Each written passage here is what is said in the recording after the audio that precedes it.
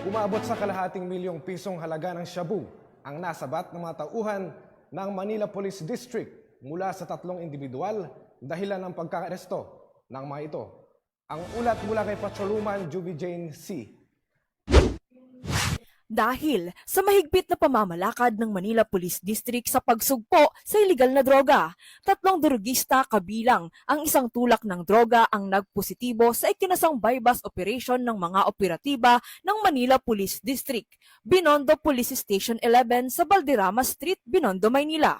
Ayon sa ulat ng MPD, nadakip di umano ang tulak ng droga na si alias Tony, 49 anyos kasama sina alias Enzo, 41 anyos at si alias Jamela, 31 anyos.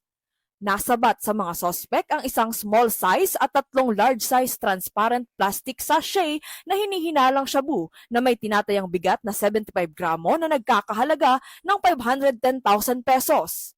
Nakumpiska rin ang bypass money at isang itim na sling bag.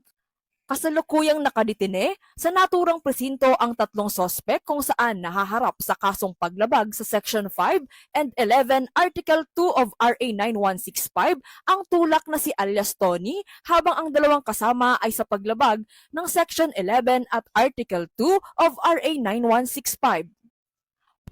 Mula dito sa Metro Manila, ako ang inyong PNN correspondent, Patrolwoman Juby Jane C, alagad ng batas tagataguyod ng Balitang Pulis.